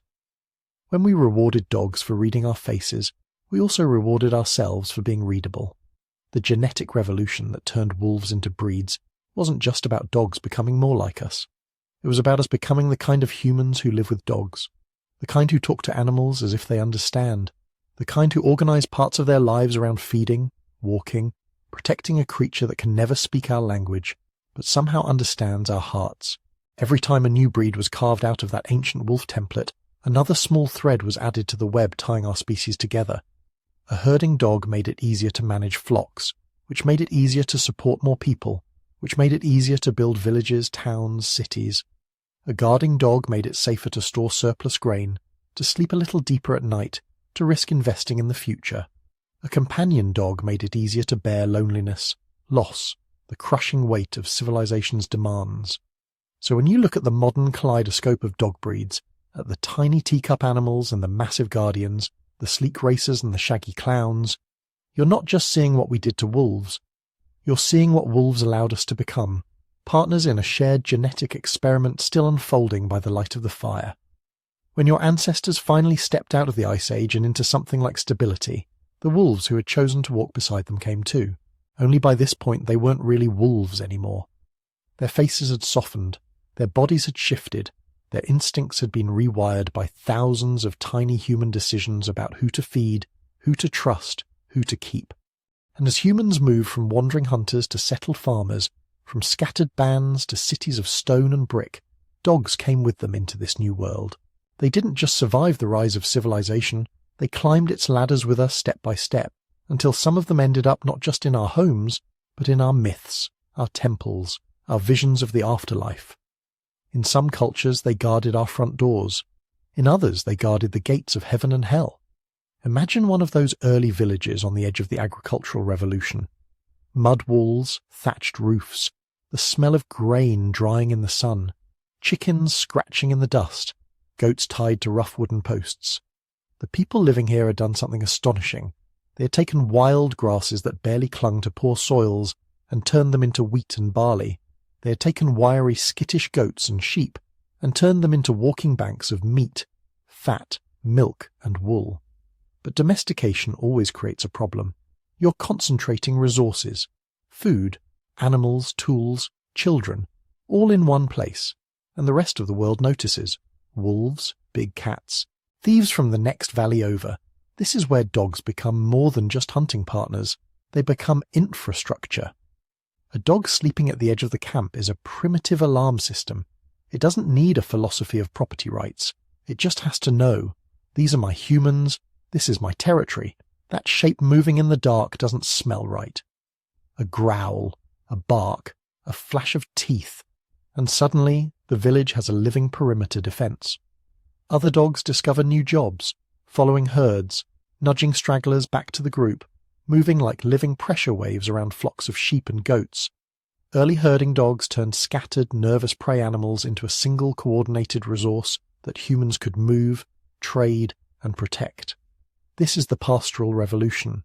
Once, your ancestors followed animals. Now, animals followed your ancestors, and dogs made the difference between chaos and control. In this world of early fields and flocks, dogs become extensions of the human nervous system. Extra eyes at night, extra ears in the distance, extra teeth on the edges of the herd. Every successful harvest, every lamb that doesn't get taken by a predator, feeds back into the partnership. Humans who work well with dogs leave more descendants. Dogs who read human signals better, who show just the right mix of independence and obedience, leave more puppies. But as villages grow into towns and towns into cities, something else starts to happen. Humans begin to think about the world not just in terms of survival, but in symbols. The night is no longer just dangerous. It is sacred, mysterious, populated by gods, ghosts, and judges of the dead. And the dog, who has always walked with us into the dark, steps into those myths too. Travel now in your imagination to the banks of the Nile. The air is hot and dry, the river glittering in the sunlight like a living vein of water carved through the desert. In the temples of ancient Egypt, artists are carving a strange and powerful figure into stone. The body of a man, the head of a canine. Long ears, narrow snout, watchful eyes, Anubis. To the Egyptians, dogs and their wild cousins were scavengers of the edges. They patrolled the boundary between the village and the desert, between the world of the living and the barren lands where nothing grows. They saw bodies. They smelled decay. They knew, in their own way, what death looked like. Anubis becomes the god who guides souls through that same boundary. The divine embalmer, the psychopomp leading the dead to the scales where their hearts will be weighed against the feather of truth. Notice what this means. The same animal that guards your mud brick house at night is imagined standing at the door of the afterlife, guarding that threshold too. The Egyptians even buried dogs with their people, sometimes as beloved companions, sometimes as offerings to Anubis. The message is clear. If you have to walk into the dark unknown, it's better not to go alone. Far to the west, in the world of Greek myth, dogs take on a different but related role. Here, at the edge of the underworld, stands a monstrous hound, Cerberus. Usually 3-headed in the myths that survived, sometimes 50-headed in older versions, his job is simple and terrifying. He keeps the living out and the dead in. Cerberus is not a pet. He is the weaponized idea of a dog. All the loyalty turned inward toward Hades. All the ferocity turned outward at anything that doesn't belong. Yet beneath the horror is a familiar pattern. Humans imagining that when you reach the most important boundaries, the gate to Hades, the entrance to the afterlife, there will be a dog there, watching, deciding, enforcing the rules. Travel east again, to ancient China. Here, in front of palaces and temples, you find pairs of stone guardians, often called, quote, zero in the West, though they're really stylized lions. They still carry strong canine energy in popular imagination. Muscular, sharp-toothed, one paw resting on a globe or a cub, they sit frozen in stone, eternally mid-growl. They embody a familiar idea, that the entrance to any important space, home, temple, imperial court, should be flanked by protectors with canine-like vigilance. Even when the animal is technically a lion, the psychological role is dog-shaped. Loyal, alert, dangerous to intruders, safe to those inside. Again and again, across cultures, dogs or dog-like beings are placed at thresholds, the border of the village, the entrance to the temple, the gates of death. But the story of dogs in human civilization isn't just about the spiritual realm. It's also written in blood and iron, in hooves and marching feet, in the chaos of battlefields. Once humans began to organize for war, dogs didn't stay behind. In many ancient societies, war dogs were literal weapons. The Assyrians depicted massive, muscular dogs on their reliefs, straining against leashes, used to charge enemy lines. The Romans outfitted some dogs with spiked collars and armor, turning them into living missiles of muscle and teeth. In other places, dogs acted less like shock troops and more like living sensors, runners ahead of columns, sentries that never slept properly, always one sound away from alert. Imagine a night before a battle, somewhere in the ancient world. Two armies facing each other across a plain, campfires dotting the darkness like red eyes. The humans try to sleep, clutching spears and swords, but the dogs don't. They pace, they sniff the wind. One bark at the wrong time, and a sentry is alerted, a patrol is sent, an ambush is avoided. Sometimes civilizations turn on the outcome of such tiny moments. A dog hearing a footstep, a growl in the dark. Fast forward through centuries, through gunpowder and cannons, through trenches and barbed wire. The dog is still there. In the world wars of the 20th century, dogs carried messages across shell-blasted landscapes. They located wounded soldiers by scent alone when human eyes were useless in the smoke and chaos. In more recent conflicts, military canines have become specialists in detection. Explosives, weapons, even hidden humans. Notice what hasn't changed. The dog remains an extension of the human sensory field. Where we are blind, they see. Where we are nose deaf, they smell. Where we hesitate, they run. But at some point in this long history of work and war, another transformation begins. Gradually, in some places and classes, dogs start to step away from purely functional roles, hunting, herding, guarding, fighting, and into a new category, companions. Animals who work, if they work at all, primarily on the human heart. It doesn't happen everywhere at once. For most of history, most dogs are working animals. But in the villas of ancient Rome, wealthy citizens keep small lapdogs, bred more for pleasant company than for practical use. In medieval Europe, nobles and ladies of the court pose with tiny spaniels and toy breeds in illuminations and tapestries. Something subtle but profound is changing. A hunting dog that fails to hunt is a failure. A guard dog that won't bark is useless. But a companion dog? Its job is to sit by the fire, to warm your feet in a drafty stone hall, to look at you like you are the centre of its universe. This shift accelerates in the later Middle Ages and the early modern period.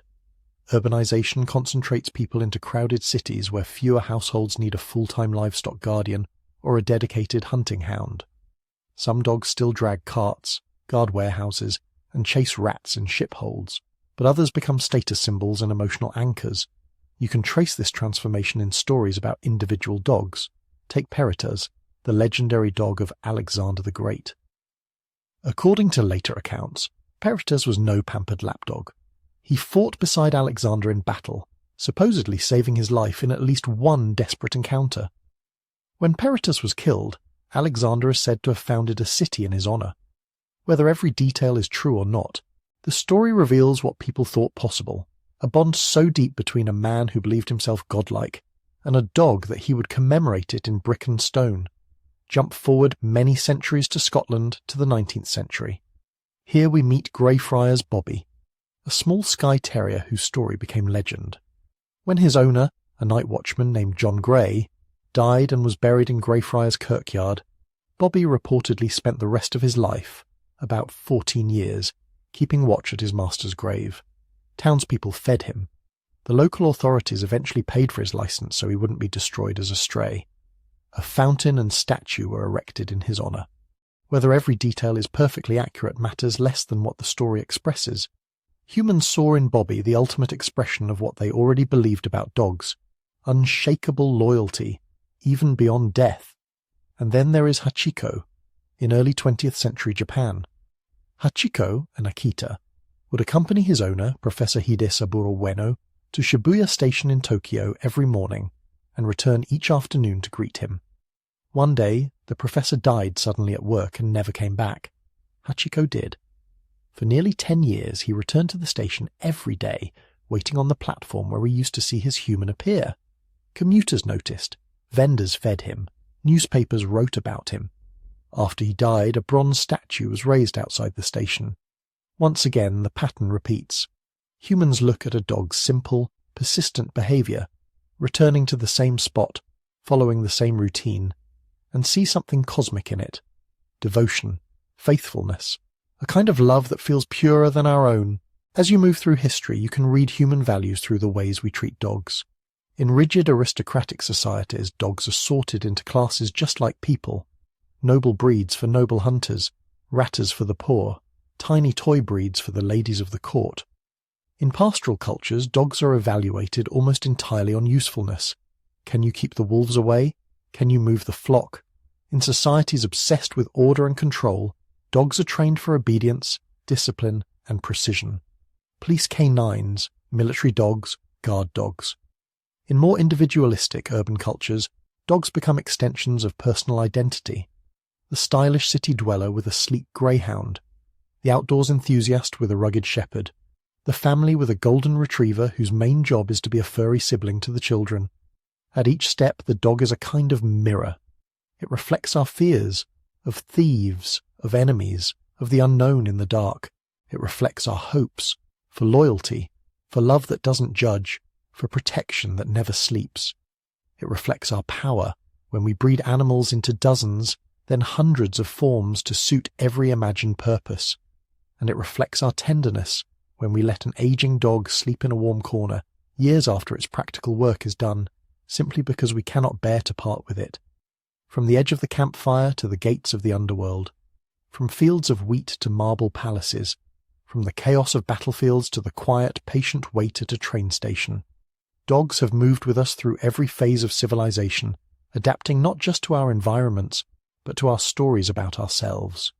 They have been hunters, herders, soldiers, guardians, offerings, symbols, and saints of a sort, and through it all one thread runs unbroken, a creature that looks into human eyes and seems to say, in every language and every era, the same simple thing. Where you go, I go.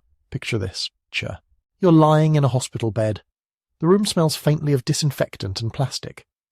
Machines beep softly in the background, measuring heartbeats, oxygen levels, the silent statistics of survival. Nurses move in and out like careful ghosts. Then the door opens and something changes. 4 soft paws, a loose, easy tail, a wet nose, a pair of eyes that meet yours and hold, not with clinical interest, but with that strange, ancient attention that dogs have given humans for tens of thousands of years. Your breathing slows a little, your heart rate drops. The machines, indifferent but exact, record the shift. To you, it feels like comfort. To a scientist, it's data. For most of human history, the bond between people and dogs was a mystery wrapped in myth. We told stories about loyalty, sacrifice, ghostly companions waiting at crossroads between worlds. Now in Murray machines and hospital corridors, in genetics labs and quiet therapy rooms, we are finally starting to measure what that bond actually is. And the numbers are weirder than anyone expected. Start with the nose. Human noses are decent. We can tell when dinner is burning, when the rain is coming, when the trash needs to go out. A dog's nose is something else entirely. If you imagine the smell world as a vast high-definition landscape, humans are seeing it on a flickering old black-and-white television. Dogs are walking through it in virtual reality. Depending on the estimate, a dog's sense of smell may be tens of thousands of times more sensitive than ours. Their noses can pick up the faintest traces of volatile compounds, individual scent molecules floating in the air like tiny messages. When we domesticated wolves, we didn't just adopt a hunting partner. We inherited a biochemical sensor. Over the last few decades, researchers started asking a simple question. If dogs can smell game animals across snowfields, what else can they smell? The answers are unsettling. In carefully controlled trials, certain dogs have been trained to detect cancers, lung, breast, ovarian, even prostate, by smelling breath samples, urine, or tiny bits of tissue. In many of these studies, their accuracy rivals high-tech lab equipment. Sometimes they flag samples that tests say are normal, and later, those patients are found to have early-stage disease that machines missed. From a dog's point of view, it's just another scent profile. Healthy cells smell one way. Cancer cells, metabolically chaotic, leaking unusual chemicals, smell slightly different. The dog learns the pattern and locks it in. To us, it looks like magic. To them, it's just smell. The same thing is happening with seizures. Some people with epilepsy report that their dogs act strangely minutes before an episode. They pace, whine, paw, insist on contact. Scientists wondered, is this chance? Or are the dogs picking up something? It turns out they probably are. Subtle shifts in body odor, Tiny chemical changes in sweat or breath, micro-movements in posture and muscle tone, signals we can't even name, much less sense. Well-trained seizure-alert dogs can sometimes give warnings several minutes before an attack, enough time for a person to sit down, call for help, swallow medication. And it doesn't stop there. Dogs appear to detect shifts in blood sugar in diabetics, oncoming migraines, even faint changes in human emotion. Walk into a room stressed, heart pounding, cortisol high, and your dog will often know before anyone else does. To a biologist, this is not surprising. For tens of thousands of years, wolves that were good at reading human states had an advantage. They could anticipate hunts, avoid conflict, move in when we were calm, keep their distance when we were volatile. Over time, selection would favour those who were best at decoding us, our faces, our movements, and yes, our smells. What we're just now beginning to grasp is how deeply that decoding runs, and how much it has shaped us in return. Because the bond is not a one-way street, hook a human and a dog up to monitors, and something elegant emerges. When we interact positively, gentle touch, soft words, eye contact, both partners experience a rise in oxytocin, the so-called, quote, zero. It's the same molecule that strengthens the connection between mothers and infants, between lovers, between close friends. We didn't know this until very recently. For most of history, we just felt calmer around our dogs and shrugged. Now there are numbers, lowered blood pressure, reduced heart rate, decreases in stress hormones like cortisol. Longitudinal studies suggest that, on average, dog owners may live longer, with lower risks of cardiovascular disease. You can think of a dog partly as a living, breathing stress regulation device, co-designed by natural selection and human culture. When we reach out to stroke a dog, ancient feedback systems come online automatic. Muscles unclench, breathing deepens. The brain releases a little chemical reward for social contact across species lines. Even the simple act of walking a dog ripples outward. Regular movement, sunlight, social interaction with neighbours. All the mundane, boring, health-promoting things that modern life often erodes. Studies have found that dog owners are more likely to meet recommended activity levels, less likely to report severe loneliness, more likely to recover emotionally after major life stress. These are averages, not guarantees. Not every person, not every dog. But the direction is clear. In a world of pills and therapies and apps, one of the most effective health interventions is still a creature that curls up at your feet. Modern medicine has started to notice. In veterans' hospitals, you can now find dogs trained to help with PTSD. Their tasks sound simple. Wake a person from a nightmare, create a physical boundary in crowds, interrupt spirals of anxiety by nudging, leaning, insisting on touch. But behind these tasks is something deeper, the constant presence of a being who watches you without judgment, who doesn't flinch when you startle, who doesn't demand explanations for why you are the way you are. For some trauma survivors, human faces have become potential threats, puzzles they no longer trust themselves to solve. Dog faces are different. They carry a kind of emotional grammar we have been co-evolving with since the Ice Age. Soft eyes, tilted head, the slow blink. The easy yawn of a creature that is relaxed enough to sleep beside you. Children on the autism spectrum who may find human social cues overwhelming or unreadable often connect more easily with dogs. Therapists build entire programs around this, practicing gentle touch, taking turns, reading another being's comfort signals. The dog becomes a bridge, a first safe conversation with a social world that feels chaotic and sharp. In cancer wards and long-term care facilities, therapy dogs pad quietly from room to room. Their visits correlate with lower reported pain levels, improved mood, sometimes even faster recovery. Again, these are correlations, not miracles. No dog can cure disease, but they can change the internal weather, how a person feels, how they cope, whether they still feel like a person or just a patient. For all this, we still wondered, for a long time, what is happening inside the dog? Do they see us as parents, pack leaders, food dispensers, strange hairless wolves? Do they actually feel anything like what we call love? You can't ask a dog in words. But you can slide them into an MRI machine, train them to lie very still, and watch which parts of their brain light up when they smell their human, hear their voice, see their face. Over the last decade or so, a small revolution in canine neuroscience has done exactly that. The results are startlingly consistent. When dogs are exposed to cues from their primary human, scent, sound, sight, reward centers in the brain activate, the same regions that respond to food, to play, to other pleasurable experiences. Even more intriguing, some studies suggest that for certain dogs, the smell of their human may trigger stronger responses than the smell of food. The human, in other words, is not just associated with resources. The human is the resource. Brain scans also show that dogs process human emotional sounds, laughing, crying, in ways that look surprisingly similar to how we process them. They are attuned, not just to what we do, but to how we feel. That doesn't mean they understand emotion in a human reflective sense, but it does mean that when you are sad, your dog isn't just reacting randomly. They are picking up a pattern their brain is wired to care about. All of this paints a picture. Two species whose nervous systems have been quietly tuning to each other for a very long time. And that brings us to a less comfortable part of the story. If our bond with dogs is this deep, this biologically entangled, then it isn't just about what they can do for us. It's also about what we owe them.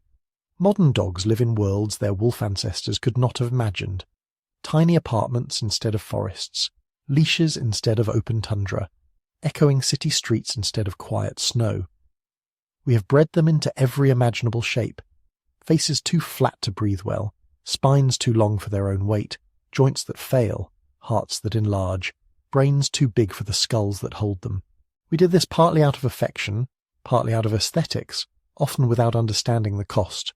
Bulldogs who cannot give birth without surgery.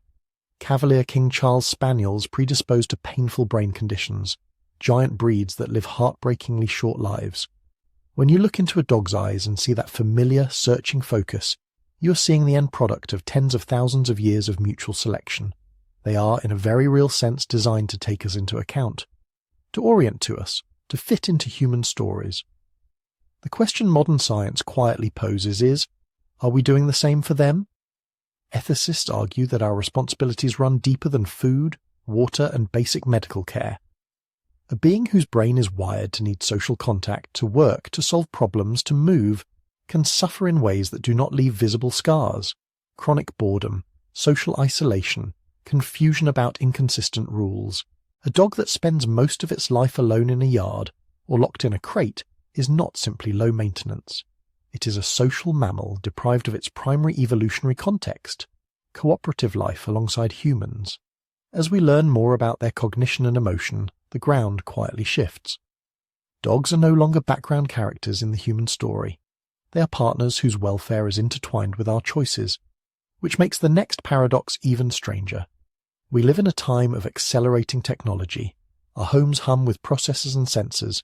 We build artificial intelligences, virtual assistants, companion robots shaped like seals or cats. In theory, we could design a perfect synthetic pet, silent, clean, hypoallergenic, programmable. No vet bills, no muddy footprints, no grief when they die. And yet, even as robotic companions improve, the number of real dogs in human homes continues to grow in many parts of the world. In dense cities, in high-rise apartments, in places where walking a dog at midnight means weaving through neon reflections and traffic noise. Why?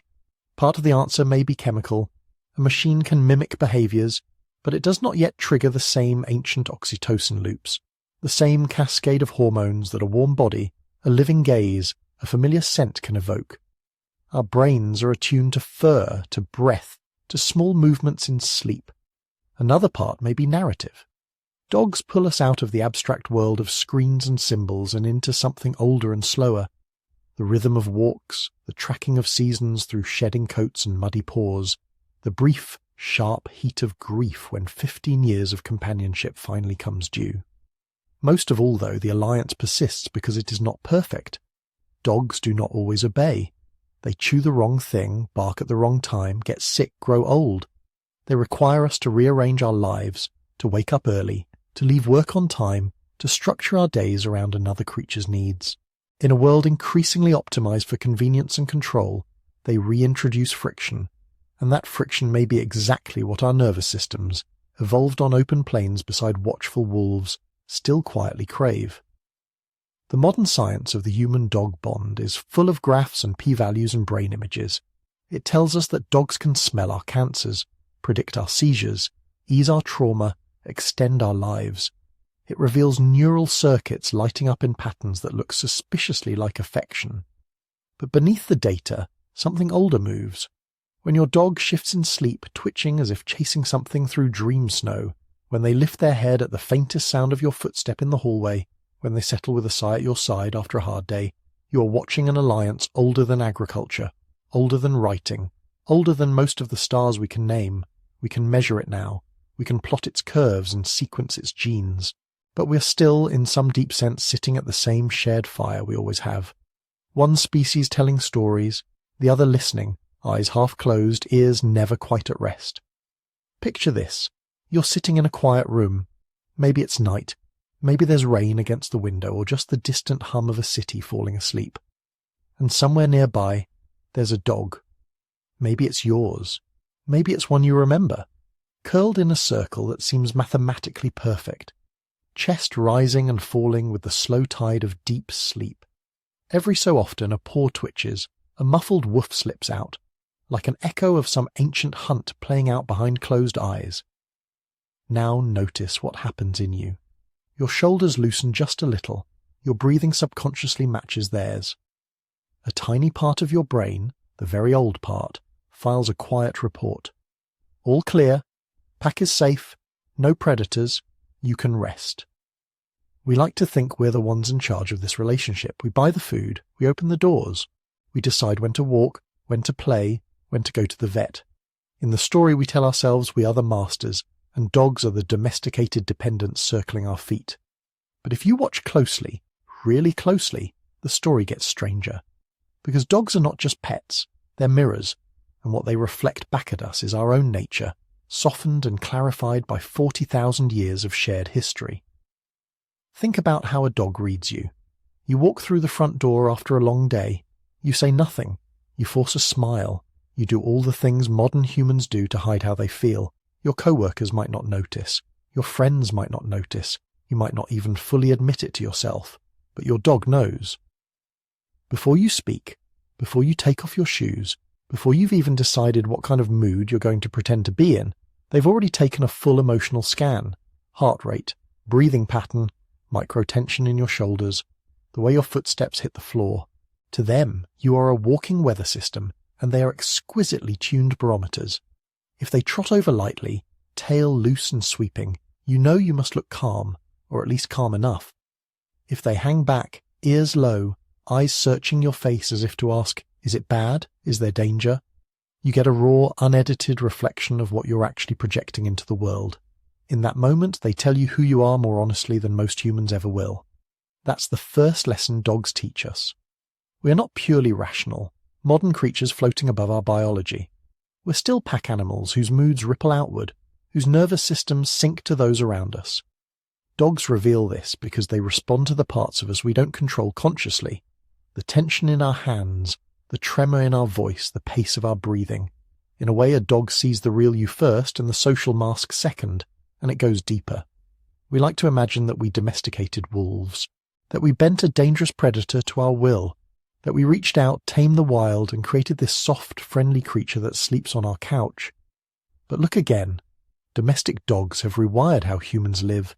They've changed when we sleep, where we settle, how we hunt, how we farm, how we police, how we grieve. They made night safer, hunting more efficient, property more secure. They took our raw social instincts, the ones forged in that tiny bottleneck of a few thousand survivors, and amplified them. Dogs hijack our reward systems with eye contact and touch.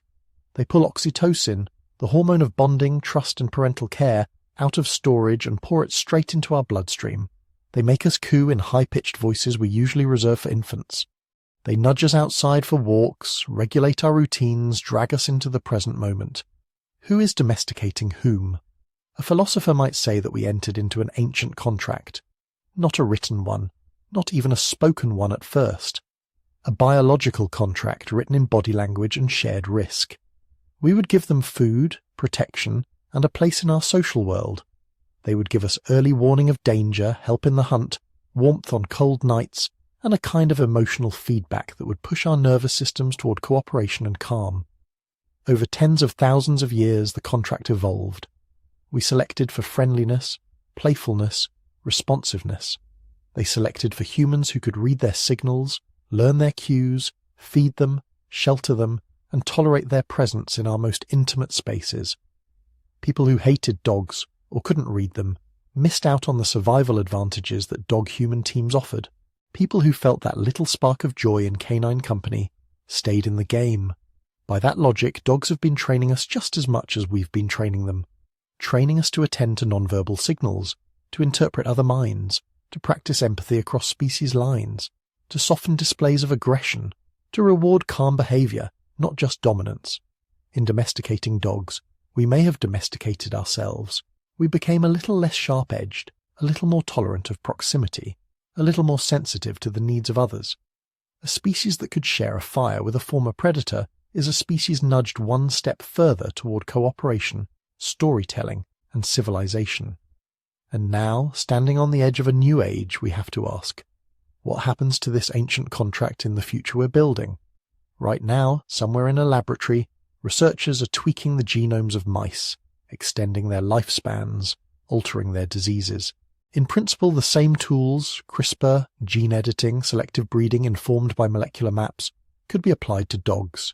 There are already projects, cautious and controversial, aimed at slowing canine aging, modifying metabolic pathways, tweaking growth factors. The dream is simple and heartbreaking. What if dogs lived not 10 or 15 years but 25 or 30? What if a child could grow up and grow old with the same dog?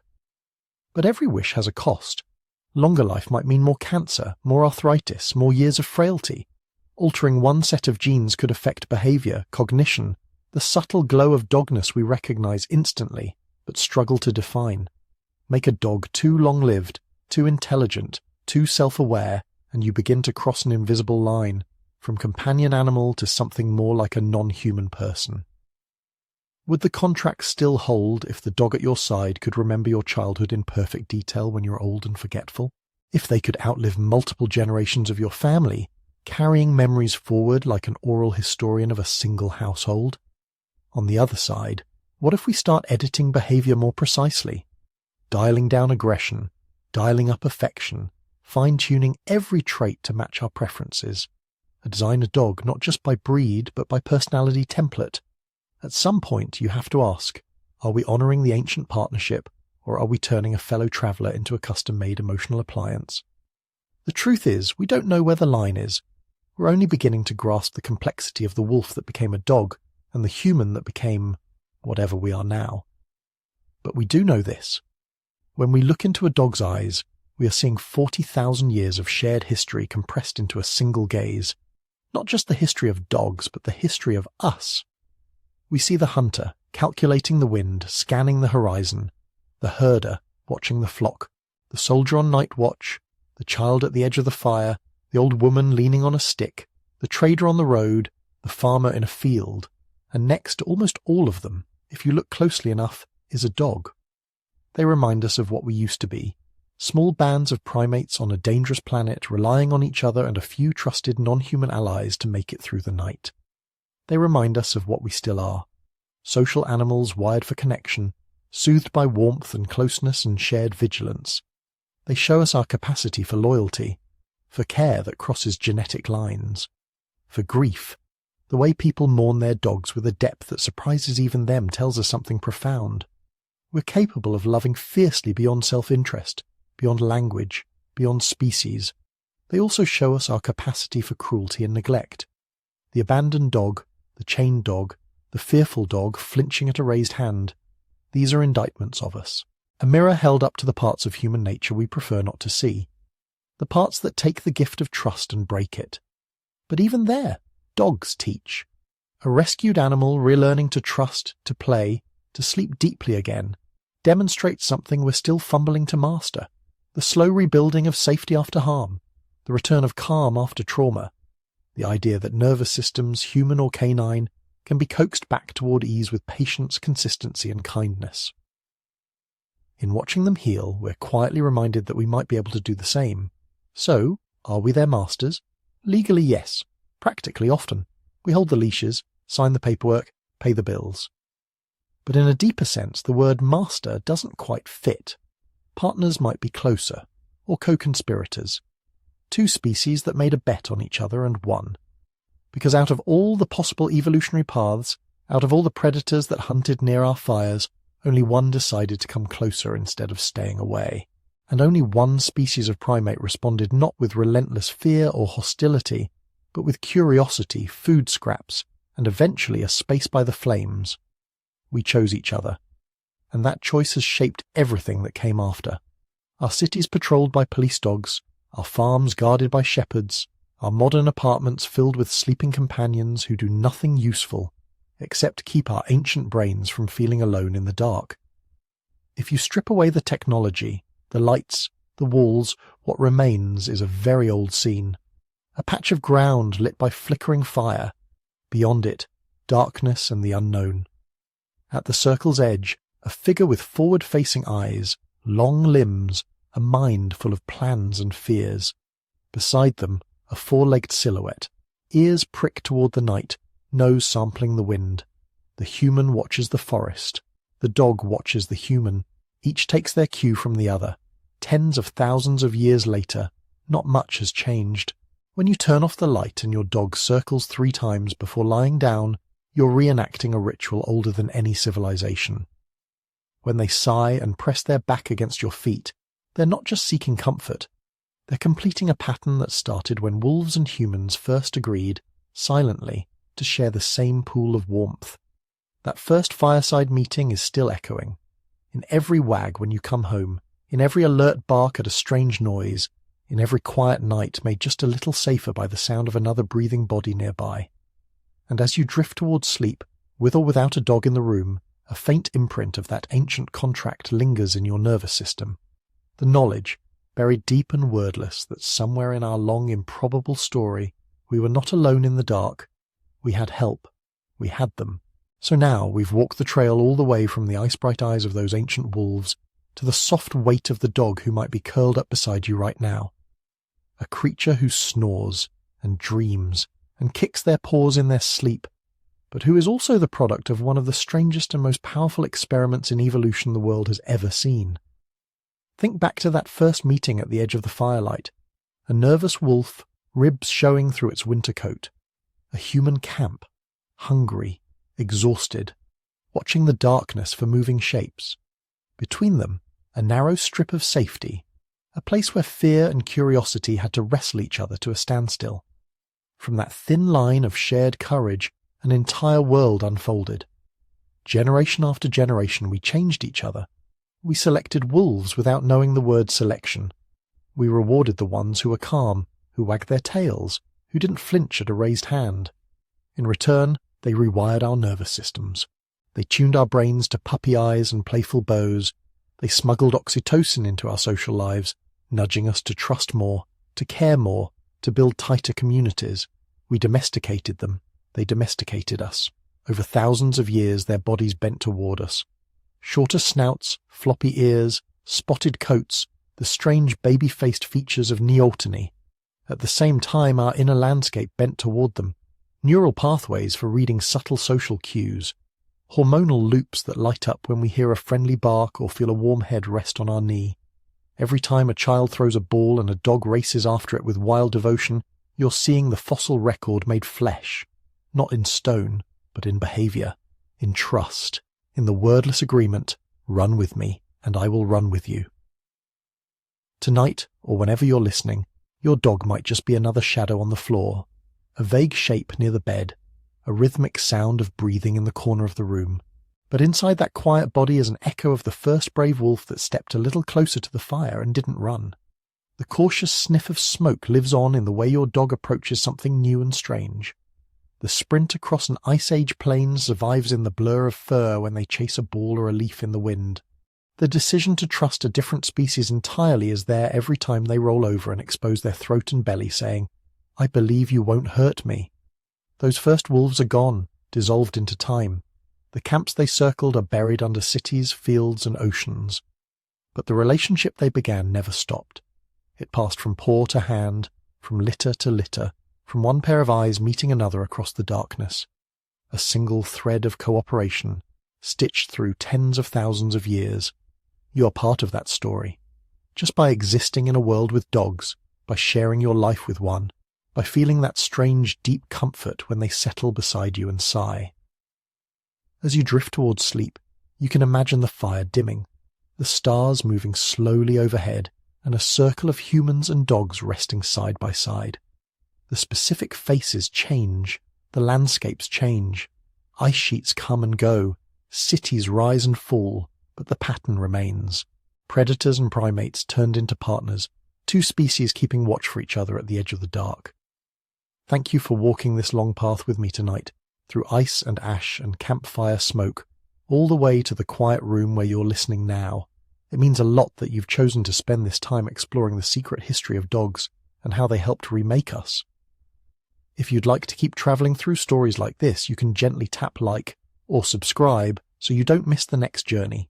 And if you feel awake enough, you're very welcome to leave a comment and share where in the world you're listening from, and maybe who's curled up beside you.